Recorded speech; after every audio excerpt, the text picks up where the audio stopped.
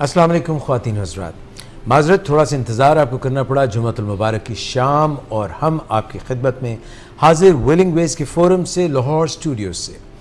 आज का प्रोग्राम हमेशा की तरह नाम है जिसका यू आस्क्ड फॉर इट, और प्रोग्राम में मेरे साथ जो हैं एक्सपर्ट के तौर पे डॉक्टर सदाकत अली, CEO विलिंग वेज और एडिक्शन साइकियाट्रिस्ट वर्ल्ड रिनाउंड, और इसके अलावा हमारे साथ मौजूद हैं नदीम नूर साहब, सीनियर काउंसलर हैं, उनके साथ डॉक्टर सादिया हैं, और इधर मिस शुमाइला बतूल हैं, और साथ में हमारे डॉक्टर अमानुल्लाह हैं। Doctor Amanullah is the psychiatrist, consultant psychiatrist, और मिस शुमाइला बतूल जो हैं she is the deputy director as well as the clinical psychologist. और हमारे साथ इधर मिस नादिया शेख हैं जो कि आज के प्रोग्राम में हिस्सा भी ले रही हैं, गाना भी सुनाएंगी और सवालात भी और इंटरेक्टिव डिस्कशन भी करेंगी। और साथ में हैं हमारे सुल्तान बलोच और उधर हैं असद असगर, और मैंने सबके नाम सही और दुरुस्त ले लिए, तो आप सबको खुशामदीद कहते हैं। और जो आप उस तरफ कैमरे की दूसरी तरफ हैं आपको भी खुशामदीद कहते हैं। और कुछ मेहमान भी हमारे पास आए हुए हैं, और आज वो टीचर्स डे की सेलिब्रेशन में साइमन हफीज़ यहाँ पे मौजूद हैं, आपको भी हम खुशामदीद कहते हैं ऑफ द कैमरा। और डॉक्टर सदाकत अली के लिए बीइंग अ टीचर प्रोग्राम सुनती रही हैं, और यहाँ पे मिस शुमाइला से भी बहुत कुछ सीखती रही हैं, मुझसे भी थोड़ा थोड़ा, और नदीम नूर साहब की बहुत मद्दाह हैं कि इनसे बहुत सीखा है मूड मैनेजमेंट के हवाले से। तो आपका बहुत शुक्रिया मिस आने का। डॉक्टर साहब, आज का जो प्रोग्राम है एक तरह से पिछला जो हमारा प्रोग्राम था वो थोड़ा सा हमारे मेन स्टे काम से हट के था, मगर क्योंकि हमारे वर्क्स जो हैं वो लाइफ वर्क्स हैं, यानी जो ज़िंदगी में होता है, इंसानों के साथ होता है, वही हमारा काम है। पिछली दफ़ा सर हम बात ये कर रहे थे कि ज़िंदगी जैसे किसी की बड़ी मज़ेदार स्मूथ चल रही हो, जो कि लोगों का ज़्यादातर दिल करता है कि जन्नत में जिस तरह से ज़िंदगी, कोई मसला नहीं, कोई मसाइल नहीं, हर चीज़ ईजी चल रही है, ऐसी ज़िंदगी गुजरे। मगर मसला ये है कि हम जन्नत में हैं नहीं। जो ऐसा सोचता है वो बेवकूफ़ों की जन्नत में होता है, क्योंकि यहाँ पे तो पल पल और कुछ अरसे बाद प्रॉब्लम्स आती ही रहती हैं, दिन भर प्रॉब्लम्स आती रहती हैं, बल्कि कभी कभी तो क्राइसिस की सिचुएशन, बहरान की सिचुएशन आ जाती है। जो लोग इस सॉफ्टवेयर को अडेप्ट कर लेते हैं, अडॉप्ट कर लेते हैं कि भाई प्रॉब्लम तो आएगी मगर मैंने इसको आसान तरीके से डील करना है। पिछली दफ़ा हम बात कर रहे थे कब्ज़ा माफिया की, पिछली दफ़ा हम बात कर रहे थे लैंड ग्रैबर्स की, और हम ऐसे लोगों की जो कि दूसरों की कोई ना कोई प्रॉपर्टी पे, प्लॉट पे, किसी ना किसी उनके टैलेंट पे, कोई उनके इंटेलेक्चुअल प्रॉपर्टी पर नज़र रखे होते हैं कि कब वो जो है ना उसको झपट लें। ये हमने पिछली दफ़ा बात की, और किस तरह से इन लोगों के साथ नबर्द आज़मा होना है। ये आपने एक सैर हासिल अपने तजुर्बे की बुनियाद पे, पर्सनल भी, और जो आपने चीज़ें पढ़ी, देखी, और जो काउंसल की लोगों को, आपने ये बताया। इस बार जो है उसी सिलसिले में हम एक स्टेप मगर बहुत ही मज़ेदार आज चल रहे हैं, और वो ये है डॉक्टर साहब कि जब हम किसी मसले से दो चार होते हैं तो हमारे पास एक तरीका तो ये है कि उस मसले का इजहार बरमला कर दें, मगर दिल ये कहता है कि नहीं, उसमें शेम है, हम ये बात किसी को ना बताएं, इसको छुपा लें। हम अगर किसी को बताएंगे तो पता नहीं क्या इसका रिस्पॉन्स मिलेगा। One question is this. Number two is कि जब प्रॉब्लम आती है तो हमारा मूड मिजाज तबाह हो जाता है, हमारा मज़ा किरकिरा हो जाता है, हमें मज़ा ही नहीं आता, और जब मूड मिजाज ख़राब हो जाता है तो फिर प्रॉब्लम से हम एग्ज़िट करने की कोशिश करते हैं, भागने की कोशिश करते हैं, और हम कहते हैं किसी ना किसी तरह से हमारी जान छूट जाए, चाहे मसला हल हो या ना हो। आज के प्रोग्राम में सर हम जो दो बातें आपसे, दो नुकाती बात कर रहे हैं वो ये है कि किस तरह करें, छुपाएं या बताएं, और दूसरी बात कि अपना मूड कैसे ठीक रखें। जाज़ भाई, बहुत से सवाल आपने उठा दिए हैं और बड़े ही पर्टिनेंट क्वेश्चंस हैं कि हमारी ज़िंदगी में जब मसले आते हैं तो हम बताएं किसी को या छुपाएं। हमारी दो चीज़ें प्रायोरिटी के तौर पर सामने आती हैं, एक के मसले को हल कर लें और दूसरा कि किसी को पता भी ना चले। अगर ये तरतीब यही रहे तो कोई बहुत ज़्यादा हर्ज वाक़या नहीं होता, लेकिन अगर पहली प्रायोरिटी ये हो कि इस मसले को हमने किसी को पता नहीं चलने देना, तो और दूसरी प्रायोरिटी ये हो कि ये मसला हल हो जाए, तो फिर ऐसा नहीं होता, क्योंकि मसले हल करने के लिए आपको जितनी तवज्जो से अपनी तवानाइयाँ ख़र्च करनी होती हैं, अपने वसाइल का इस्तेमाल करना होता है, ख़ास तौर पर जो हमारे ह्यूमन रिसोर्सेज हैं उनका जो हमने इस्तेमाल करना होता है। अगर हम इस बात को पहले नंबर पे रख लें कि किसी को पता ना चले, तो फिर आप समझें कि हमारी कामयाबी की शरह जो कि बहुत तेज़ी से नीचे आ गिरती है, और उससे फिर हमें नाकामी से भी दो चार होना पड़ता है। जैसे कि हमने पिछली दफ़ा वो कब्ज़ा माफिया की बात की थी, तो जिन लोगों की जगहों पे कब्ज़ा हो जाता है तो सबसे बड़ी शेम उन्हें इस बात की होती है कि वो कोई कमज़ोर आदमी है जिनकी चीज़ पे किसी और ने कब्ज़ा कर लिया है। और ये बात ज़माने को बताना जितना ज़रूरी है अपनी शय को वापस लेने के लिए, पुलिस की मदद से या कोर्ट कचहरी की मदद से या अवामुन्नास की मदद से, जब आप इस शेम में गड़ जाते हैं कि आप बुनियादी तौर पर एक कमज़ोर आदमी हैं, आप कोई सिटिंग डक हैं, कोई बतख हैं जिसको बैठी हुई है और आके तो किसी ने उस पर गलबा पा लिया है, तो जब हमें ये नदामत का सामना होता है तो फिर हम अपने अंदर ही इस बात को रखना चाहते हैं और इस बात को ज़ाहिर नहीं करना चाहते, और जब ज़ाहिर नहीं करते तो हमें कोई मदद भी नहीं मिलती। तो आज की हमारी बातचीत इसके ही दौरान इन चीज़ों के दरमियान ही घूमेगी कि मसाइल आने चाहिए कि नहीं आने चाहिए, क्या हमारी ज़िंदगी में जब मसाइल आते हैं तो ये कोई बुरी बात होती है, क्या ऐसा होना ही नहीं चाहिए तो ये क्यों हो रहा है, या क्या हमें इस बात की नदामत होनी चाहिए कि हमारी ज़िंदगी में बहुत सारे मसाइल आते हैं। बहुत सारे लोग चूँकि अपने मसाइल के लिए मेरे पास आते हैं, तो जब उनके साथ मैं शेयर करता हूँ गैदरिंग्स में कि ख़ुद मेरे साथ भी ज़िंदगी में बहुत मसाइल होते हैं और मैं उन्हें हल करने की जद्दोजहद कर रहा होता हूँ, तो कहते हैं अच्छा आपकी ज़िंदगी में भी मसाइल है। यानी उन्होंने एक अपना एक ख़याली तस्वर मेरे बारे में बनाया होता है कि ये चूँकि लोगों को मदद देते हैं मसाइल हल करने के लिए, तो इनकी ज़िंदगी में तो फिर कोई मसला नहीं होगा। तो एक्चुअली हमारा जो महारत का शोबा वो ये नहीं है कि लोगों की ज़िंदगी में मसले आए ही ना, वो तो आएंगे। हमारा शोबा है जो महारत का, वो इसमें है कि हम लोगों को बता सकते हैं कि जब मसाइल आए तो उनको हल कैसे किया जाता।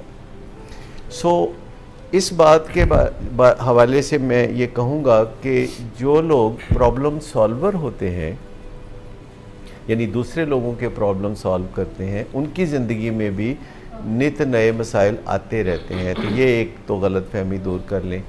दूसरी ये गलतफहमी दूर कर लें कि हमारे गिरदो पेश में जो लोग घरों में रह रहे हैं उनकी ज़िंदगी में कोई मसला नहीं है, क्योंकि जैसे हमारे घर में कोई मसला होता है तो हम दरवाज़े खिड़कियां बंद करके उस मसले के बारे में बातचीत करते हैं, तो दूसरे लोग भी ऐसे ही करते हैं।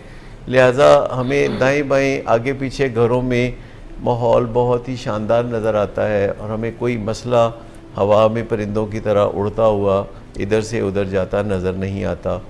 और हमारी सोसाइटी में भी हमें लगता है कि जो लोग बड़े बड़े घरों में रहते हैं, जो बड़ी बड़ी गाड़ियों में घूमते हैं, जो अच्छे अच्छे कपड़े पहनते हैं, तो उनकी ज़िंदगी में तो फिर कोई मसला हरगिज़ नहीं होगा। पर यह बात दुरुस्त नहीं है।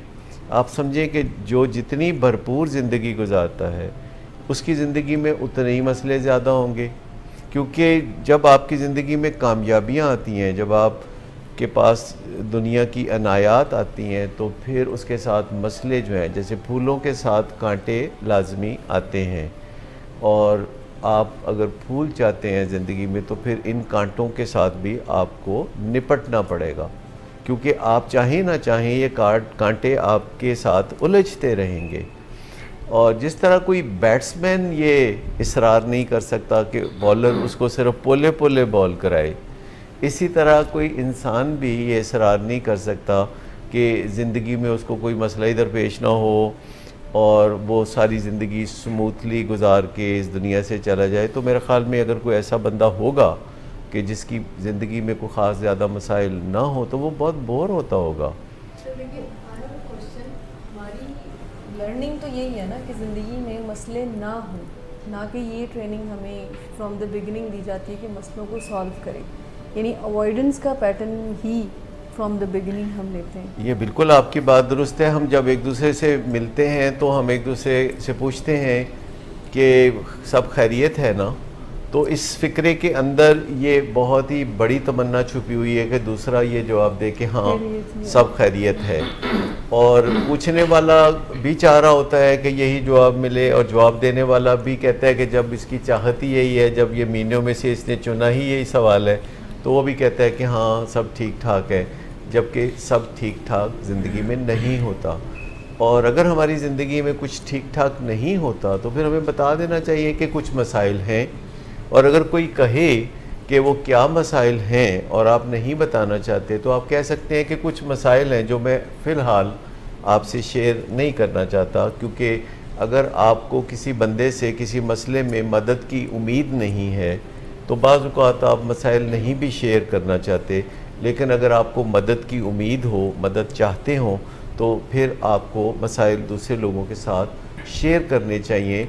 कोई और कुछ नहीं कर सकता तो कुछ दुआ तो कर सकता है, नेक तमन्नाएं तो आपके लिए दिल में रख सकता है, आपको ब्लेसिंग्स तो वो दे सकता है। सर, आपके ख्याल से हमें किस किस्म के लोगों से अपने मसाइल शेयर करने चाहिए? क्योंकि आजकल देखा गया है कि लोग ज़्यादातर अपने मसाइल इस वजह से नहीं शेयर करते कि हमें ट्रस्ट नहीं होता।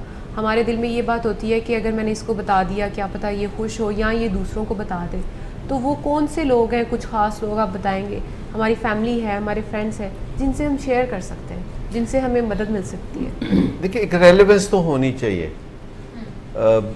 जब आपकी गाड़ी का इंजन जो है वो ब्रेक डाउन कर जाता है तो आप अपनी सास से मशवरा तो नहीं करते, क्यों इजाज़ भाई? मैं तो कर लेना। अच्छा, तुसी कर लेना। अच्छा, उसके लिए सास का फिर इंजीनियर होना बहुत ज़रूरी है? नहीं सर, वो मशवरा इस वास्ते करीदा है क्योंकि दुआई कर देना। हाँ, तो जब भी आपको मसला कोई दरपेश हो तो आप रेलेवेंट पर्सन से शेयर करते हैं। हर जो मिलने वाला है उससे आप शेयर नहीं करते, जिससे आपको मशवरे की तवक्को हो उससे शेयर करते हैं। लेकिन हम चूँकि इंसान हैं और हैवान नातिक हैं, तो हम जो भी अपनी कमेंट्री करते रहते हैं, अगर तबीयत ख़राब हो तो भी लोगों को बताते हैं कि ये बीमारी है, और लोग फिर बताते हैं कि फ़लाँ जगह इलाज बहुत अच्छा मिल जाएगा आपको, या लोग कहते हैं पहले डॉक्टर ने छड्डो नवे डॉक्टर को जाओ।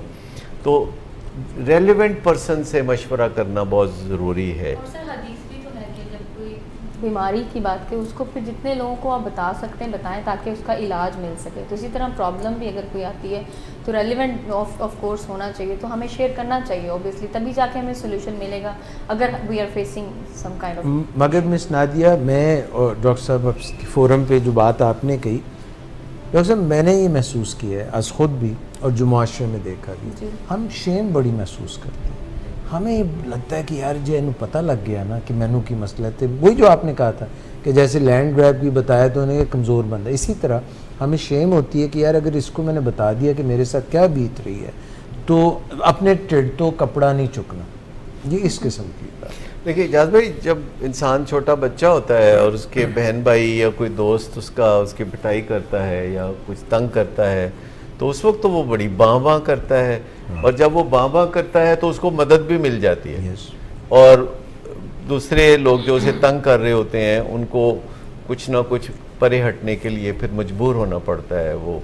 लेकिन अगर फ़र्ज़ कर लें कि एक 5 साल का बच्चा है और उसका बड़ा भाई आकर उसको 2-3 लगा के चला गया और वो कहे कोई बात नहीं खैर है, और माँ बाप को वो नहीं बताता, तो फिर ये धोल दप्पा तो उसकी ज़िंदगी का हिस्सा एस्टैब्लिश हो गया। सो इसी तरह जब हम अमली ज़िंदगी गुजारते हैं और हमें कुछ ना कुछ मसला होता है, तो हमें प्रॉपर फोरम पे उस मसले को उठाना तो चाहिए, और जब हम उसे लोगों के इल्म में लाते हैं, उन लोगों के इल्म में लाते हैं जो कि हमारे दोस्त अहबाब होते हैं, जिनके साथ मिलजुल के हम ज़िंदगी गुजार रहे होते हैं, तो बहुत से लोग जो हैं आज खुद जो है मदद के लिए आगे बढ़ते हैं। बहुत से लोग हैं जो हमारी रिक्वेस्ट पे आगे बढ़ते हैं, और अल्लाह ताला तो हमारी मदद अपने बंदों के ज़रिए ही करता है।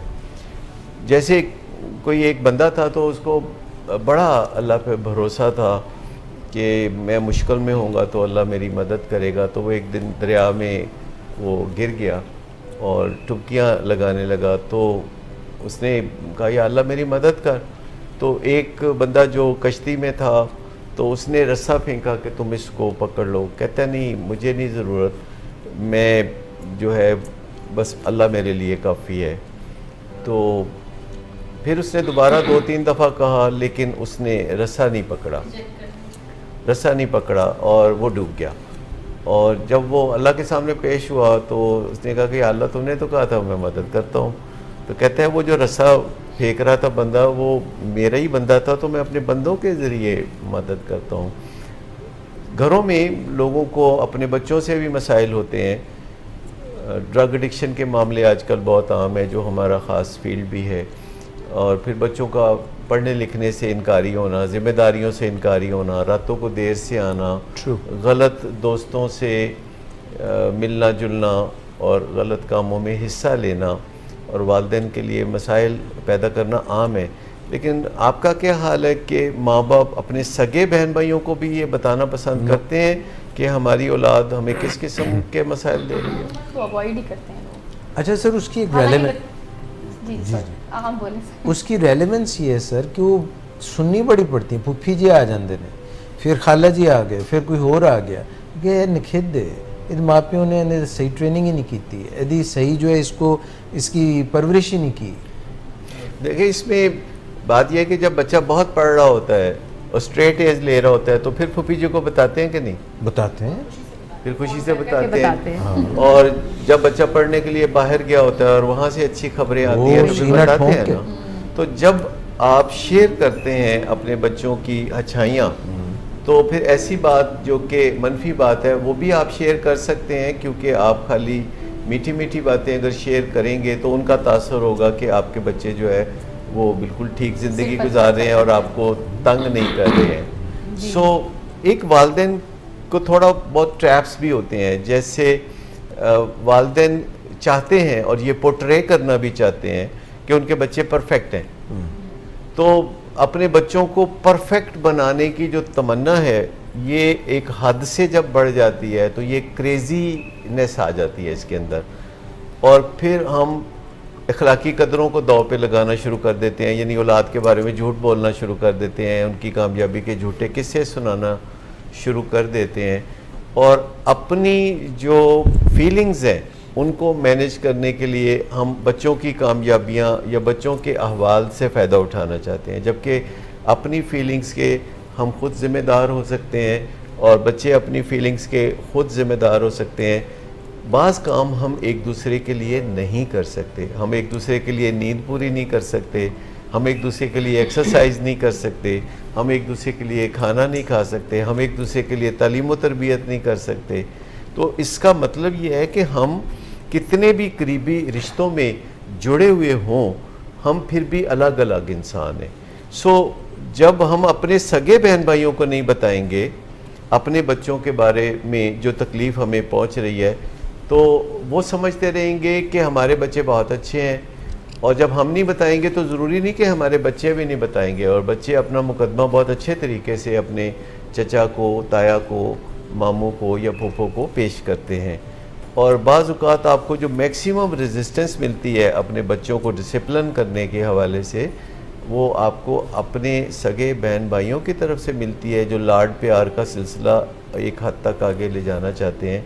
सो अगर आप अपने बहन भाइयों को नहीं बताएंगे तो इसका मतलब है कि आप अपने बहन भाइयों पे ट्रस्ट ही नहीं करते। अगर आप अपने बहन भाइयों पे भी ट्रस्ट नहीं करते तो फिर आप किस पे ट्रस्ट करते?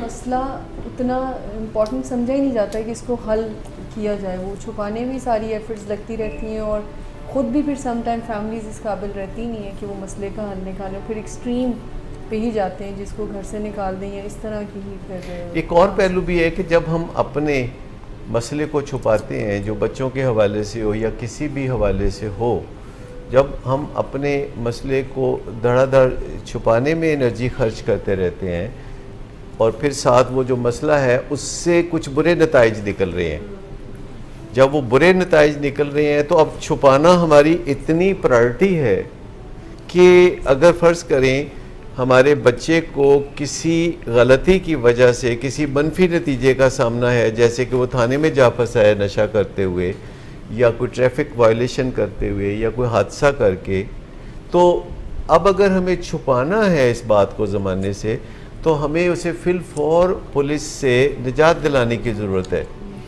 और जब हम रिश्वत से या सिफारिश से उसे पुलिस से निजात दिलाते हैं और जल्दी से गाड़ी भी रिपेयर करवा देते हैं, तो आप समझें कि बच्चा ये महसूस करता है कि मैं जो चाहे कर सकता हूँ और उसके नताइज मेरे वालिदैन मैनेज करेंगे, उसकी तकलीफ़ें मेरे वालिदैन सहेंगे।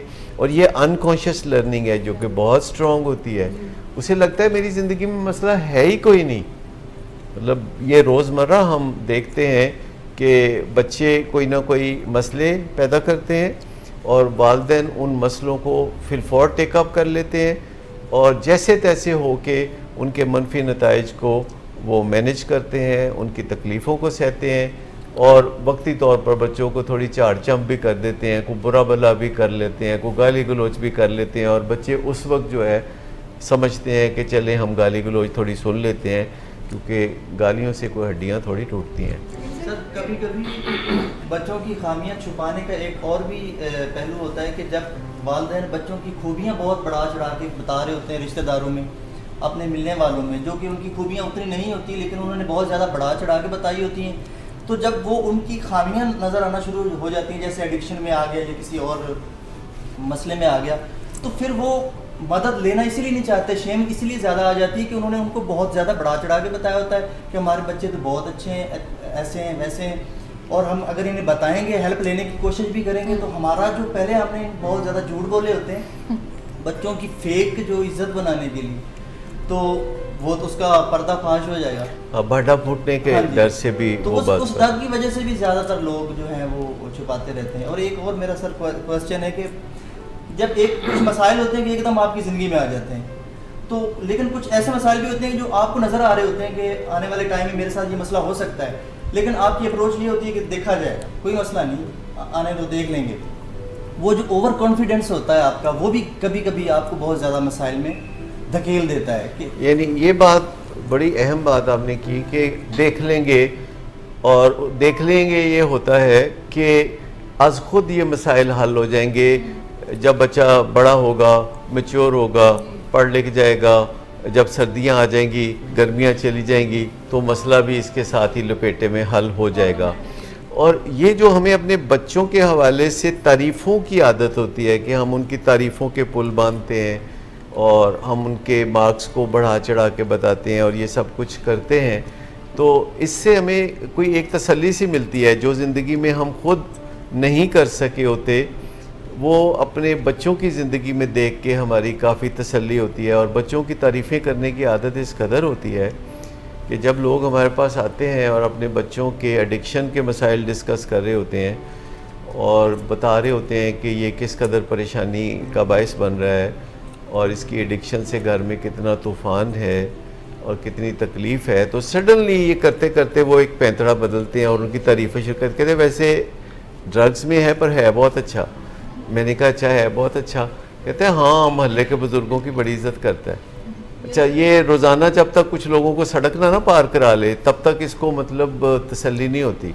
वैसे गरीबों का बड़ा हमदर्द है, घर के सारे मुलाजमों के साथ ज़मीन पे बैठ के खाना खाता है। अक्सर तो मुलाजम खाना खा रहे हो तो उनका खाना छीन के भी खा जाता है, कहता है ਤੁਹਾਡੀ खैर है मैं खा लेना। तो ये जी सर एक ब्रेक ले लें और ब्रेक के बाद हम पलट के आते हैं, इसको हम डिस्कशन को जारी रखेंगे। और ये जो बात हम कर रहे थे कि कालीन के नीचे, कारपेट के नीचे गंद जमा करने से, कचरा छुपाने से कचरा चला नहीं जाता, इसके मुतालिक हम मज़ीद बात करेंगे, हमारे साथ रहिए। बात यह है कि अवाम यानी मैं और आप हमेशा जज्बात के तहत फ़ैसले करके ज़्यादा मुतमिन होते हैं, और हम जो जज्बाती फ़ैसले करते हैं, जब कोई हमें उसके बारे में उंगली उठाता है और पूछता है कि ये तुमने क्या फ़ैसला किया है, तो फिर हम उसके लिए लॉजिक्स इन्वेंट करते हैं। तो सब अवाम जो है उनका हक है, चूँकि ये मुल्क जो है सबका साझा असासा है, तो वो जो भी फ़ैसला करें, ज़्यादातर लोग जो फ़ैसला करें उसी फ़ैसले को आगे बढ़ाया जाएगा। और दुनिया में अभी तक का जो बेहतरीन सिस्टम है निज़ाम हुकूमत बनाने का, वो जमहूरियत है। नाकामी बड़ी तकलीफ़देह चीज़ होती है और इसको तहम्मुल से बर्दाश्त करना भी मुश्किल होता है, पर इसके साथ ही मैं ये कहूँगा कि कामयाबी भी बहुत बड़ी चीज़ होती है और उसको भी अच्छे तरीके से बर्दाश्त करना मुश्किल होता है। तो हमें अपने गिरदो पेश में अपने चाहने वालों के साथ अपने अच्छे ताल्लुकात को आगे बढ़ाते रहना चाहिए। अपने अहल खाना के साथ जो हमारे इख्तलाफात हैं उनको भी मोहब्बत और प्यार से और खुश अखलाक़ी से दूर करते रहना चाहिए, और अपने इस खूबसूरत और प्यारे मुल्क को भी आगे बढ़ाने के लिए सिद्क़ के दिल से हमें आगे बढ़ना चाहिए और लोगों के साथ जो अपने इख्तलाफात हैं उनको रुकावट नहीं बनने देना चाहिए और सबको प्यार से गले लगाना चाहिए। आप इस चीज़ से इत्तफ़ाक़ रखते हैं कि अगर हम अच्छे इंसान हैं और अच्छे काम करना चाहते हैं तो हमारा इखलाक भी अच्छा होगा, ना सिर्फ लीडर्स की सतह पे, अवाम की सतह अवाम की सतह पर। क्योंकि सर जो कंटेंट है ना, इसके नतीजे में सिर्फ ख़राबी आ सकती है। देखिए बेहतरीन तरीका यह है कि हक सच की बात की जाए और फिर खामोशी इख्तियार की जाए बुर्दबारी और तहम्मुल के साथ। ज़रूरी नहीं कि हम हंगामा आराई करें, ज़रूरी नहीं कि हम शोर शराबा करें, उससे बात में ज़्यादा वज़न पैदा नहीं होता हरगिज़। जहाँ तक एडिक्शन और अल्कोहलिज़म का ताल्लुक़ है, इसमें ये याद रखना चाहिए कि दो बिहेवियर हैं फैमिली मेम्बर्स के जिसके ऊपर एडिक्शन या अल्कोहलिज़म पलती है और फलती फूलती है। उनमें से एक अनेबलिंग है और एक प्रोवोकिंग है। प्रोवोकिंग ये है बुरा भला कहना, लानत मुलामत करना, तंज़े करना और किसी न किसी तरीके से दूसरे को उसके डार्क फ्यूचर की बातें करना, उसके डार्क माजी की बातें करना। तो ये सारी चीज़ें जो हैं प्रोवोकिंग के ज़ुमरे में आती हैं, लेकिन अनेबलिंग के ज़ुमरे में ये आती है कि उसकी ज़िम्मेदारियाँ ख़ुद उठा लेना, उसके बच्चों की ज़िम्मेदारियाँ ख़ुद उठा लेना। अगर उसको कोई ख़तरा है तो उस ख़तरे को टालते रहना, अगर वो दफ्तर नहीं जाता तो उसके लिए बहाने करते रहना, अगर वो शादी ब्याह या तकरीबात में नहीं जाता तो उसके लिए बहाने बनाना। तो जब हम दूसरे के लिए ये सब कुछ कर रहे होते हैं तो इसको हम अनेबलिंग कहते हैं। अनेबलिंग एक्चुअली पॉजिटिव वर्ड है, लेकिन एडिक्शन की दुनिया में ये नेगेटिव वर्ड है। वैसे अनेबलिंग का मतलब होता है किसी को किसी काबिल बनाना, लेकिन अगर हम किसी को नशा करने के काबिल बनाते हैं या नशा करने में किसी न किसी तरह की मुआवनत कर रहे हैं तो अनेबलिंग यहाँ एक नेगेटिव टर्म के तौर पर हम इस्तेमाल करते हैं। जब हम मूड को मैनेज करते हैं या मैनिपुलेट करते हैं चाय से या किसी भी नशे से, ट्रैंक्विलाइज़र से या शराब से या कोकेन से करते हैं, तो आप कहते हैं कि ये जो मूड मैनेजमेंट है, तो जब हम अगर ये ना करें, क्योंकि जाहिर है जब मूड ख़राब होता है तो हम नशों की तरफ जाते हैं, अगरचे बाज़ औक़ात हमें पता नहीं होता कि हम नशे इसलिए कर रहे हैं कि हमारा मूड ख़राब रहता है। हम अनकॉन्शियसली शुरू कर लेते हैं, किसी महफ़िल में उससे मूड अच्छा होता है और फिर हम उसे करते रहते हैं। लेकिन हकीकत यह है कि नशा सिर्फ़ वो लोग करते हैं जिनका दर हकीकत मूड का मामला होता है या मूड का कोई मसला होता है। ड्रग ऑफ एडिक्शन वो होती है कि जिस तरह कोई ड्रग इस्तेमाल करेगा तो वक्त के साथ साथ उसकी क्वांटिटी अगर बहुत बढ़ती है और उसके मेटाबॉलिज्म में ख़राबी पैदा हो जाती है और जहरीले मादे बनना शुरू हो जाते हैं और ड्रग असर करना कम कर देती है, तो ये ड्रग ऑफ एडिक्शन। ज़्यादा वज़न पैदा नहीं होता हरगिज़। बात यह है कि अवाम यानी मैं और आप हमेशा जज्बात के तहत फ़ैसले करके ज़्यादा मुतमिन होते हैं, और हम जो जज्बाती फ़ैसले करते हैं, जब कोई हमें उसके बारे में उंगली उठाता है और पूछता है कि ये तुमने क्या फ़ैसला किया है, तो फिर हम उसके लिए लॉजिक्स इन्वेंट करते हैं।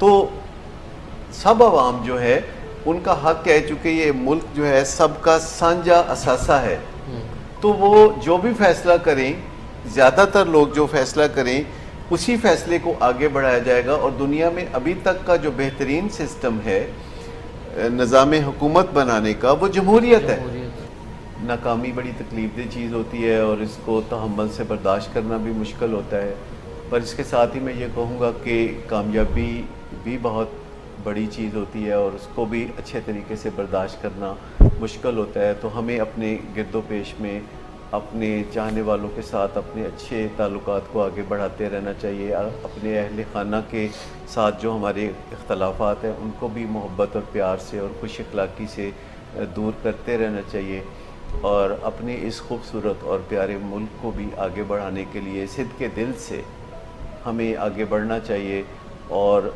लोगों के साथ जो अपने इख्तलाफात हैं उनको रुकावट नहीं बनने देना चाहिए और सबको प्यार से गले लगाना चाहिए। आप इस चीज़ से इत्तफाक रखते हैं कि अगर हम अच्छे इंसान हैं और अच्छे काम करना चाहते हैं तो हमारा इखलाक भी अच्छा होगा, ना सिर्फ लीडर्स की सतह पे, अवाम की सतह अवाम की सतह पे। क्योंकि सर जो कंटेंट है ना, इसके नतीजे में सिर्फ खराबी आ सकती है। देखिए बेहतरीन तरीका यह है कि हक सच की बात की जाए और फिर खामोशी इख्तियार की जाए बुर्दबारी और तहम्मुल के साथ। ज़रूरी नहीं कि हम हंगामा आराई करें, ज़रूरी नहीं कि हम शोर शराबा करें, उससे बात में ज़्यादा वज़न पैदा नहीं हो। काम करना चाहते हैं तो हमारा इखलाक भी अच्छा होगा, ना सिर्फ लीडर्स की सतह पे, अवाम की सतह अवाम की सतह पे। क्योंकि सर जो कंटेंट है ना, इसके नतीजे में सिर्फ खराबी आ सकती है। देखिए बेहतरीन तरीका यह है कि हक सच की बात की जाए और फिर खामोशी इख्तियार की जाए बुर्दबारी और तहम्मुल के साथ।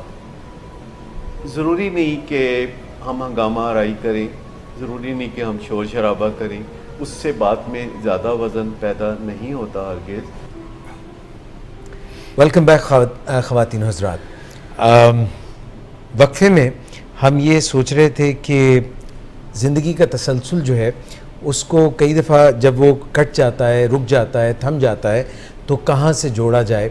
और आज हमने सोचा है कि ज़िंदगी का तसलसल जोड़ने के लिए नदीम नूर साहब का जो है हम सहारा लेंगे, क्योंकि ये गिरहें लगाने में और गिरहें खोलने में दोनों में बहुत ज़बरदस्त। शुक्रिया डॉक्टर साहब। सर मेरा आपसे सवाल ये है कि बड़े मसाइल की शेम, जैसे नौजवान बच्चों का एडिक्शन में चले जाना या मनमानियाँ करते हुए ज़िंदगी में और ख़राबियाँ पैदा कर लेना, शेम की वजह से जब पेरेंट्स छुपाते हैं अपने करीबी लोगों से, बहन भाइयों से भी, और हत्ता कि कई दफ़ा खामद बीवी से और बीवी खामद से बात नहीं करते, तो ये छुपाने की आदत पुख्ता होती है। फिर किसी दिन मसला बढ़ता है, बात थाने कचहरी तक पहुंचती है, उसको भी बड़ी जल्दी छुपा के रफ़ा दफ़ा करने की कोशिश की जाती है, ज़ोर लगाया जाता है और ऐसा हो भी जाता है। तो क्या सर ये शेम से निकलते निकलते क्या हम और उसके वालिदैन उस बच्चे के एनेबलर और एकम्प्लिस नहीं बनते जा रहे कि मामले को छुपाया भी, मामले पर पर्दा भी डाला, सबकी मदद से भी महरूम हुए, और साथ ही साथ उस बच्चे के जो आगे आने वाले बड़े क्राइसिस हैं उनको भी तेज़ी से समेटते चले जा रहे हैं, जिसके नतीजे में उसे तो लाजमी ये लगता होगा कि इतना भी कोई मसला नहीं है, ठीक है, छोटे मोटे एक्सीडेंट सबके होते हैं। तो ये क्या प्रॉब्लम है सर, ये क्या गोरख धंधा है कि शेम से अफेक्टेड होने के बाद वो इनेबलिंग तक का सफ़र तय करते चले जाते हैं? देखिए बात ये है कि हमारे जो मसाइल हैं उनका हमें पता चलता है उन तकलीफ़ों से जो हमें दरपेश होती हैं। अगर हमें तकलीफ़ कोई ना हो तो हम ये सेफली अज्यूम कर लेते हैं कि मसला कोई नहीं है। इंसानों की एक सलाहियत है अपने रवैये को देख सकना या ना देख सकना, इसे मेटकॉग्निशन कहते हैं। जैसे हम दूसरे के रवैयों को बहुत आसानी से देख सकते हैं, अपने रवैयों को हम इतना आसानी से नहीं देख सकते। उसके लिए हमें तकलीफ़ से पता चलता है कि हमने कोई गलती की, उलझनों से पता चलता है कि हमने कोई गलती की, या हमारी ज़िंदगी में जब मुश्किलात आती हैं तो पता चलता है कि हमने कुछ गलती की। लेकिन जब हमारे घर में कोई गलतियां कर रहा होता है, चाहे वो हमारे बच्चों में से कोई हो या हमारे खामद या बीवी या घर के किसी दीगर फ़र्द के हवाले से कोई मसला हो, तो बाज़ औक़ात इन मसलों के साथ कुछ शेम का पहलू होना जुड़ा हुआ है। जैसे कि कुछ मसलों के साथ इतनी शेम नहीं होती, कुछ मसलों के साथ शेम बहुत ज़्यादा होती है। जैसे अगर कोई किसी को नौकरी से फायर कर दिया जाए तो इसकी बहुत शेम होती है, लेकिन अगर किसी को कारोबारी नुकसान पहुंचे तो इसकी ज़्यादा शेम नहीं होती। इसी तरह जैसे हमने पहले भी बात की कि अगर किसी के मकान या ज़मीन पे कोई कब्ज़ा कर लेता है तो वो किसी को कानो कान खबर होने नहीं देता, क्योंकि वो मुआशरे में ये ज़ाहिर नहीं करना चाहता कि वो कमज़ोर इंसान है या उसकी चीज़ों पे दूसरे कब्ज़ा कर सकते हैं या छीना झपटी कर सकते हैं, जबकि हमारी ज़िंदगी में छीना झपटी करने वाले रचे बसे होते हैं, इनमें अपने भी होते हैं, इनमें पराए भी होते हैं। और कुछ लोगों के जहन इस कदर तेज़ होते हैं इस मामले में कि वो दूसरों की चीज़ों पर कब्ज़ा करने के लिए अपने आप को बिल्कुल जायज़ समझते हैं, क्योंकि हमारे जहन की पार्लियामेंट में हमारी बहुत मेजॉरिटी है, 2/3 से भी ज़्यादा मेजॉरिटी है। तो कोई भी जो बिल पेश करते हैं तो हमारा जहन उस बिल को पास कर देता है और दूसरों की चीज़ों को अपना समझना। इसकी आम मिसाल ये है कि घरों में लोग एक दूसरे की चीज़ों को अपना समझते हैं, जबकि दूसरे लोग प्रोटेस्ट कर रहे होते हैं। औलाद सर उठाते ही ये समझने लगती है कि माँ बाप की चीज़ें उनकी हैं।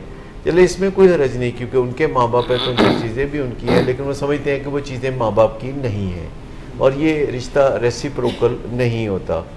इसके अलावा कुछ मसले हैं, जैसे फ़र्ज़ करें किसी की बेटी को अपने खामद से वायलेंस का सामना है, तो ये बात भी दुनिया को बताने में लोग मुश्किल महसूस करते हैं, क्योंकि ये बात बताने के साथ साथ ये पैगाम भी दुनिया तक पहुंचता है कि ये ज़रूर कोई कमज़ोर लोग होंगे जिनकी बेटी को ससुराल वाले बुरे सलूक का निशाना बनाते हैं, या उनका कोई कसूर होगा। जैसे किसी लड़की को डिवोर्स होती है तो वो बता नहीं पाती लोगों को, क्योंकि लोग अज्यूम करते हैं कि ज़रूर उस लड़की का कोई कसूर होगा जिसको डिवोर्स हुई है। ऐसे बहुत सारे मसाइल होते हैं जिनके साथ शेम जुड़ी हुई होती है, और उन मसाइल को हम दुनिया से शेयर नहीं करते और उन मसाइल को हम हल भी नहीं कर सकते। इसके अलावा कई नुकसान ऐसे हैं जिनके साथ शेम कोई नहीं होती। जैसे अगर हमारी फैमिली में कोई अल्लाह को प्यारा हो जाता है, बुज़ुर्ग या कोई रिश्तेदार, और तो भाई उम्र को पहुँचते पहुँचते किसी बीमारी की वजह से वो दुनिया से चला जाता है, तो हम इसमें कोई शेम महसूस नहीं करते। फ़ौरन तमाम रिश्तेदारों को बाकायदा फ़ोन करके इतला देते हैं कि हमारे बुज़ुर्ग अल्लाह को प्यारे हो गए हैं और उनका जनाजा इतने बजे उठाया जाएगा, कुल इतने बजे होंगे, और हर एक को इतला देना अपना फ़र्ज़ समझते हैं। और फिर हमारा दुख भी कम हो जाता है, क्योंकि लोग जब जोक दर जोक आते हैं और हमारे साथ जो है अफसोस का इजहार करते हैं, और कुछ एक मुकालमे होते हैं जो ऐसे मौक़ों पे रेगुलरली कहे सुने जाते हैं, तो एक तरह से गम बांट लिया जाता है। लेकिन जब किसी की ज़िंदगी में कोई इस तरह का मसला होता है कि औलाद से कोई मसला दरपेश है, या एडिक्शन का सामना है, या किसी की बेटी को ससुराल में मसाइल का सामना है, तो आम तौर पर हश अप कर लिया जाता है। और फिर इन चीज़ों का सदमा चूँकि हम लोगों से शेयर करना पसंद नहीं करते, तो सदमा फिर अपनी जगह बरकरार रहता है। और सदमा ऐसी चीज़ है कि वो बाज़ औक़ात वक्त गुज़रने के साथ साथ अज़ ख़ुद बढ़ता रहता है। जैसे रंज अज़ ख़ुद बढ़ता रहता है, तो सदमा भी अज़ ख़ुद बढ़ता रहता है। इसको निपटाना पड़ता है, और सदमे को निपटाने के लिए हमें अपने वेल मीनिंग फ्रेंड्स या रिश्तेदारों और अजीज़ों से बात करनी पड़ती है। और जब हम बात करते हैं तो लोग अज़ ख़ुद मदद के लिए आगे बढ़ते हैं। जैसे आप अपना मसला कोई भी किसी से बयान करते हैं तो वो अज्यूम करता है कि आप उसकी मदद चाहते हैं, और वो मदद के लिए आगे बढ़ता है। अगर आप बताएंगे नहीं तो वो मदद के लिए आगे नहीं बढ़ सकेगा। और बहुत से हमारे ऐसे मसाइल होते हैं जो दुनिया को पहले से दरपेश हो चुके होते हैं, और उनको उसका सलूशन भी पता होता है, और अगर हम उनसे मसले का ज़िक्र करें तो वो सलूशन ज़रूर बताएंगे। जैसे मगरबी मुआशरे में कुछ मसले हैं जो 30-35 साल पहले उनको दरपेश थे, और हमें उस वक्त ये मसले दरपेश नहीं थे। जैसे वालिदैन और औलाद के दरमियान जो मामलात ख़राबी की तरफ पाकिस्तान में इस वक्त जा चुके हैं, 40 साल पहले ऐसे कोई मसाइल नहीं थे। लेकिन उस वक्त इंग्लैंड में और अमेरिका में और यूरोप के दीगर ममालिक में ये मसले बड़े आम थे, और वालिदैन दर्द से तिलमिला रहे थे और इन मसलों के हल ढूंढने की कोशिशें कर रहे थे। और अगर हम चाहें तो उनके तजर्बात से हम सीख सकते हैं, क्योंकि उनको जो मसले 40 साल पहले दरपेश थे अब वो इन मसलों को हल कर चुके हैं। मसलों के हल के लिए मदद का लेन देन घरों में भी, रिश्तेदारों में भी, और मुआशरों में भी और ममालिक में भी चलता रहता है। साइंस ऐसी चीज़ है जो दुनिया की सांझी मता है। जैसे दुनिया में कहीं भी कोई चीज़ ईजाद होती है तो सारी दुनिया उस पर अपना हक समझती है, चाहे वो हवाई जहाज़ हो, चाहे स्मार्टफ़ोन हो या कोई भी जदीद नौयत की गैजेट हो, तो हम उस पर तासब नहीं बरतते। इसी तरह मसाइल के हल के लिए भी हम तासब नहीं बरतते, और जहाँ कहीं से भी हमें मसले का हल मिले हम हासिल कर लेते हैं। वो कहते हैं ना कि जो अक़ल की बात है, जो सॉल्यूशन की बात है, ये तो मोमन की गुमशुदा मता है, ये जहाँ से भी मिले ले लेनी चाहिए। अच्छा सर, एक बात, कुछ बीमारियाँ ऐसी होती हैं जिनमें शेम बहुत ज़्यादा होती है, जैसे HIV है।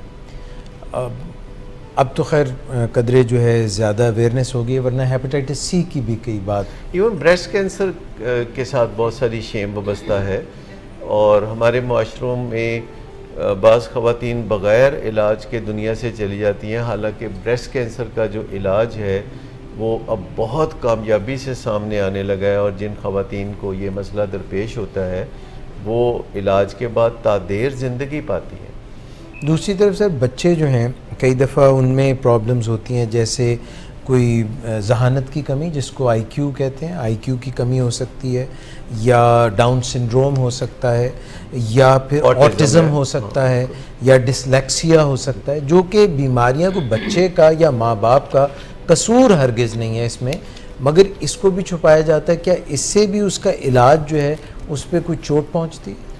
डेफिनेटली मैं शुरू से देखता आ रहा हूँ कि घर में बाज़ बीमारों को छुपाया जाता है। यानी जब मेहमान आते हैं तो ऐसा बच्चा जो मेंटल रिटार्डेशन का शिकार है या जो अपनी उम्र से कम परफॉर्म कर रहा है, तो उसको मेहमानों के सामने नहीं आने दिया जाता है। और जो ऐसा बच्चा है जो ज़रा तेज़ तरार है, इंटेलिजेंट है, जो ट्विंकल ट्विंकल लिटिल स्टार जल्दी सुनाने लगता है, तो उसको आगे करी जाते हैं कि अंकल को सुनाओ ये ट्विंकल ट्विंकल लिटिल स्टार। सो ये कहीं ना कहीं इंसानों के अंदर इम्तियाज़ की ख्वाहिश है कि मैं मुमताज़ हूँ, तुम नहीं हो। तो ये क्यों है? क्या self esteem issues, they are not satisfied with their हाँ, ये सेल्फ इस्टीम इश्यूज़ ज़्यादातर होते हैं जो परफेक्शनिज़म की तरफ बाज़ औक़ात ले जाते हैं कि हर चीज़ परफेक्ट होनी चाहिए। वालिदैन चाहते हैं कि उनके बच्चे परफेक्ट होने चाहिए, तो इंसान परफेक्ट नहीं होते, अल्लाह ताला की ज़ात परफेक्ट है। और शेम भी इसी वजह से इंड्यूस होती है कि हम गलती समझ नहीं रहे होते कि हमसे कोई गलती हो जाए। देखिए, इंसान अल्लाह का नाइब है, और अल्लाह की सिफ़ात का चुटकी चुटकी इंसानों की ज़िंदगी में भी आपको नज़र आता है। इंसानों के अंदर ये जो सोच विचार की सलाहियत है, ये जो अपने मसाइल के नए हल पेश करने की सलाहियत है, ये दूसरे किसी जानदार में नहीं पाई जाती। इसीलिए दूसरे जानदार कोई तरक्की नहीं कर सके। इंसान की तरक्की बेमिसाल है, और इंसान अल्लाह ताला का नाइब है। और मुझे बताइए, नाइब की नज़र किधर होती है? नाइब की नज़र होनी तो अपने बॉस की तरफ चाहिए। हाँ, नाइब की नज़र अपने बॉस की कुर्सी की तरफ होती है। और इंसान चूँकि अल्लाह ताला का नाइब है, तो कहीं ना कहीं अनकॉन्शियसली वो खुदा बनने की कोशिश करता रहता है। और चूँकि अल्लाह ताला की जो सिफ़ात है वो चुटकी चुटकी उसने इंसानों को बांट रखी हैं, और उस चुटकी सिफत से ही वो आपे से बाहर हो जाता है। मिसाल के तौर पर इंसान चीज़ों को कंट्रोल करने की जब कोशिश हद से ज़्यादा करने लगता है, तो आपको पता चल जाता है कि ये कंट्रोल की बड़ी ख्वाहिश है इसको, जबकि असल कंट्रोल किसका है? अल्लाह का। ठीक, तो जब हमें पता चल जाए कि ये हमारी लिमिट है, तो हमें उसको समझ लेना चाहिए। लेकिन हम भूल जाते हैं कि हमारी ये लिमिट है कंट्रोल की। ये 3 बंदे मेरी बात मानेंगे, ये बंदे 2 मेरी बात नहीं मानेंगे, और एंड इट इज़ ओके। लेकिन जब हम भूल जाते हैं और बहुत ज़्यादा हम कोशिश करते हैं कि तमाम लोग जो हैं मेरी बात माने, और हदों को क्रॉस करने लगते हैं, तो ये जो कंट्रोलेबिलिटी है ये हमें तकलीफ़ देने लगती है। हालांकि हमारी कंट्रोलेबिलिटी जो लिमिटेड कंट्रोलेबिलिटी है, असल कंट्रोलेबिलिटी अल्लाह ताला की है, और इंसान के तौर पर हमारी लिमिटेड कंट्रोलेबिलिटी है जिसके ऊपर हमें इक्तफा कर लेना चाहिए और ग्रेसफुली एक्सेप्ट कर लेने चाहिए कि ये यहाँ तक मेरी हद है कि मैं यहाँ तक कर सकता हूँ। अच्छा, फिर अल्लाह की सिफत है कि वो जो जानता है कि आने वाले वक्त में क्या होगा। हम अंदाज़ा लगा सकते हैं छोटा मोटा कि आने वाले वक्त में अब आइंदा चंद हफ्तों के बाद सर्दियाँ आ जाएंगी, ये हमें एक रफ आइडिया है। और कई चीज़ों के बारे में हम अंदाज़ा लगा सकते हैं कि आइंदा 4-6 हफ्तों में ये नई नई चीज़ें हमारे मुआशरे में चल रही होंगी। कुछ चीज़ें इब्तदा हो चुकी है तो हमें पता चलता है कि आइंदा ये मुकम्मल हो जाएंगी, लेकिन हम कोई बहुत अच्छे तरीके से प्रिडिक्ट नहीं कर सकते। अच्छा, हम में से कुछ लोग जो नजूमी होते हैं पेशे के एतबार से, वो थोड़ा हमसे बेहतर प्रिडिक्ट कर सकते हैं, अच्छे पैराए में बयान कर सकते हैं कि आगे क्या होने वाला है। और कुछ लोगों की प्रिडिक्टेबिलिटी अच्छी और कुछ लोगों की ज़रा कम अच्छी होती है, पर 100% प्रिडिक्टेबिलिटी नहीं है, जो कि एक बड़ी कीमती से, अगर हमें पहले पता हो कि आगे फ़लाँ चीज़ का रेट बढ़ने वाला है तो हम डेफिनेटली वो चीज़ ख़रीद लेंगे। सो प्रिडिक्टेबिलिटी बहुत बड़ी सिफत है, पर अल्लाह जानता है और इंसान को इसकी एक चुटकी सी मिली है तो उसको इक्तफा करना है। तीसरी चीज़ जो सर्टेनिटी इंसान चाहता है कि मुझे पक्का पता चल जाए, कोई चीज़ में एम्बिग्विटी हो, इंतज़ार में हो और हम इंतज़ार नहीं कर सकते, हम कहते हैं बेशक नुकसान हो जाए, पता चल जाए। ये बहुत से लोगों को मैंने देखा है कि वो इंतज़ार करने की बजाय खसारा कबूल करने पे तैयार हो जाते हैं और वो जो एक अनसर्टेनिटी है जो उनको तंग करती रहती है, वो अनसर्टेनिटी को बर्दाश्त नहीं कर सकते। सो ये जो 3 चीज़ें हैं ये हमें बहुत ज़िंदगी में बेचैन करती हैं, अनसर्टेनिटी, अनप्रेडिक्टेबिलिटी, अनकंट्रोलेबिलिटी। और इन तीनों चीज़ों का एक सादा सा इलाज है और वह है कि ग्रेसफुली एक्सेप्ट करना पड़ेगा अपनी इस लिमिटेशन को। और ग्रेसफुली एक्सेप्ट करने के लिए ये याद करना पड़ेगा कि हम खुदा नहीं हैं। मुझे याद है आज से कोई 35 साल पहले मैं मरी में गया था, तो वहाँ मैं किसी होटल में ठहरा हुआ था, तो उतर के सामने आया तो सामने एक दुकान थी, राजा साहब की बड़ी मशहूर वो दुकान है। तो वहाँ मैं गया तो वहाँ एक कप था किसी पैक में जो नज़र आ रहा था, वाइट कप, उसके ऊपर बड़ा बड़ा लिखा हुआ था नॉट गॉड। तो मैंने उनको बोला कि ये ज़रा दिखाइए कप, तो उन्होंने दिखाया तो उस पर लिखा हुआ था आई एम नॉट गॉड, छोटा सा लिखा हुआ था आई एम, आगे लिखा हुआ था नॉट गॉड। तो मैंने वो कप ख़रीद लिया और उसमें रोज़ चाय पीनी शुरू कर दी और सुबह पहली बात जो मैं याद करता था वो ये थी कि आई एम नॉट गॉड। तो इससे आपकी आधी बेचैनी ख़त्म हो जाती है। बाकी की आधी बेचैनी ख़त्म होती है जब आप अल्लाह को याद करने लगते हैं। एक तो आपने तय कर लिया कि आप खुदा नहीं है, और दूसरा आपने तय कर लिया कि खुदा की एक हस्ती है। जब आप उसे याद करते हैं तो जो दिलों का सुकून है वो अल्लाह को याद करने से मिलता है, क्योंकि जब आप महसूस करते हैं कि आप ही हैं बेसहारा, बेयारो मददगार, तो बेचैनी होती है। और जब आप कहते हैं नहीं एक अल्लाह है जो वहाँ मेरी मदद करेगा जहाँ मैं अपनी मदद नहीं कर सकता, जहाँ लोग मेरी मदद नहीं कर सकते, तो वहाँ अल्लाह मेरी मदद करेगा। सो बहुत सारी जो इंसानी बेचैनियाँ हैं उनका हल इन 2 चीज़ों में है कि एक तो समझ लिया जाए कि हम खुदा नहीं, और दूसरा खुदा को अपने अंदर पहचान लिया जाए। मैं खुदा को अपने अंदर पहचानने की बात कर रहा हूँ, मैं खुदा को अपने बाहर पहचानने की बात नहीं कर रहा। इसमें बड़ा फ़र्क है। जो हम खुदा को अपने बाहर पहचानते हैं वो हमारा नहीं, वो दूसरों का खुदा होता है, और जो खुदा को हम अपने अंदर पहचानते हैं वो हमारा ख़ास अपना खुदा होता है। सर, आपने बहुत ही काम की, बहुत ही अच्छी, बहुत ही गहरी बातें की, बहुत ही खूबसूरत बातें की, मगर इजाज़त हो तो मैं एक वाक़या अनसर्टेनिटी पे और कोई करने वाले लोग जो होते हैं, जो फोरकास्ट कर सकते हैं, जो प्रिडिक्ट कर सकते हैं, जो पेशगोई कर सकते हैं। एक लड़की थी सर, वो उसका किसी के साथ थोड़ा सा ताल्लुक़ था, उसको था कि भाई जो है, तो उसने घर में कहना शुरू कर दिया कि साढ़े चो ना हफ्ते बाद कोई एक जना नहीं होएगा। बड़े लोग हैरान होते थे कि ये क्या बात ये कर रहे हैं, तो जी कट जाएगा, जी कट जाएगा। तो एक हफ्ते बाद वो यही हुआ कि वो जिस तरह नहीं आता अखबारों में कोई आशना के साथ भाग गए, वो सचमुच चली गई। तो उन्होंने बात इसकी उन्होंने किन्नी करनी वाली सी, किन्नी समझदार सी, किन्नी अल्लाह वाली सी, उन्होंने पहले ही पता सी कि साढ़े चो एक जी नहीं होएगा।